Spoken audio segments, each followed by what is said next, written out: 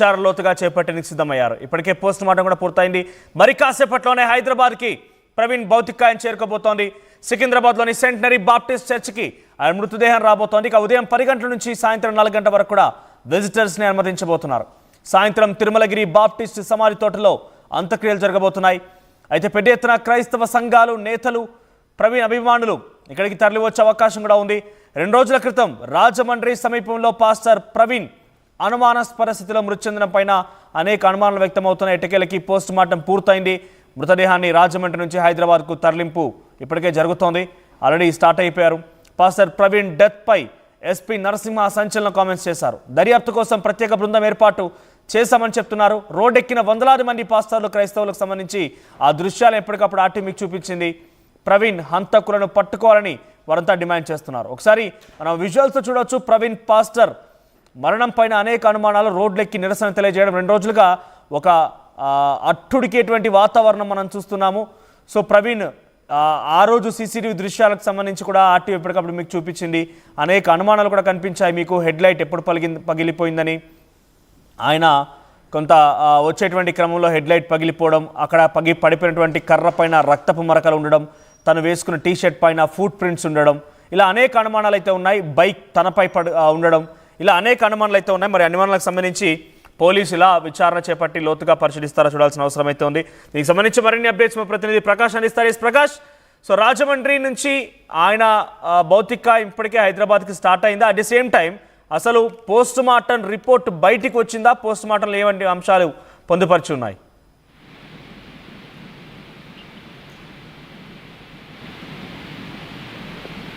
ప్రకాష్ వినిపిస్తుందా?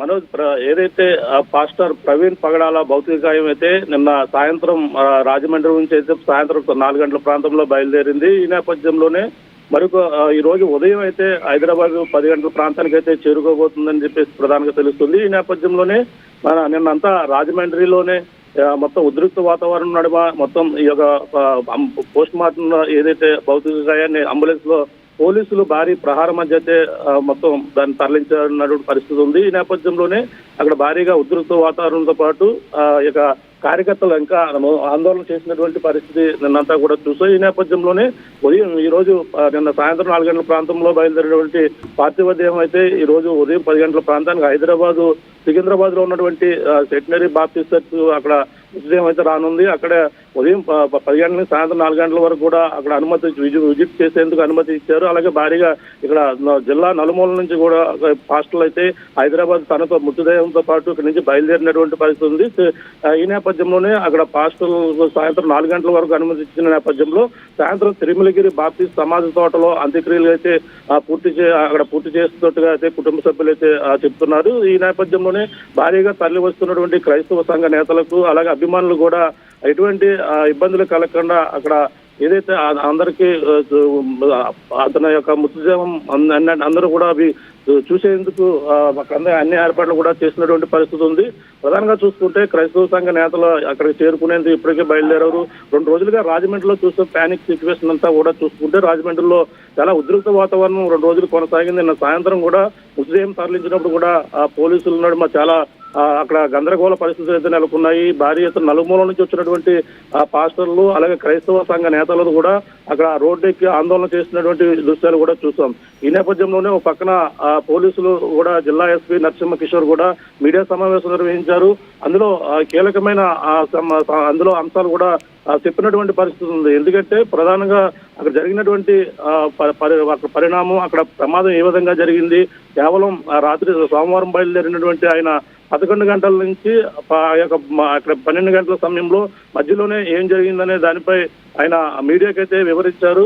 అక్కడ జరిగినటువంటి పరిణామాల్లోనే ఈ నేపథ్యంలో పలు అనుమానాలు లేవనెత్తుతున్న నేపథ్యంలో దీనిపై జిల్లా ఎస్పీ కూడా కీలక సమాచారం అయితే ఇవ్వడం జరిగింది. ఎందుకంటే అక్కడ సీసీ ఫుటేజ్, ప్రధానంగా కొవ్వూరు టోల్ గేట్ వద్ద ఉన్నటువంటి సీసీ ఫుటేజ్ తో పాటు అక్కడ ప్రమాదం జరిగినటువంటి ప్రాంతంలో అక్కడ సీసీ ఫుటేజ్ కూడా పోలీసులు అయితే మీడియాకైతే చూపించినటువంటి పరిస్థితి ఉంది. ప్రధానంగా కొన్ని వాహనాలు రావడం, అక్కడ రోడ్డు పక్కకి బైక్ వెళ్ళడం, ఇవన్నీ కూడా గమనించారు. అది ప్రమాదం యాక్సిడెంట్ కాదనేది కూడా పూర్తిగా నిర్ధారణ కూడా పోలీసులు అయితే రాలేదు. ఈ నేపథ్యంలో దీనిపై పలు అనుమానాలు ఉన్నాయి. అనుమానాస్పద ముందుగానే కేసు అయితే నమోదు చేశామని చెప్పడం జరిగింది. ఈ నేపథ్యంలో అనుమానాలు ఉన్న నేపథ్యంలోనే అలాగే సోమవారం రాత్రి 11:31 నుంచి 11:42 వరకు కూడా 12 నిమిషాలలోనే కీలకంగా జరిగిందని, 11:42 ఒక కారు రావడం, 5 వాహనాలు ప్రవీణ్ బుల్లెట్ దాటిన సమయంలో దాటడం కూడా, ఒక red colour car Praveen cross చేసే సమయంలో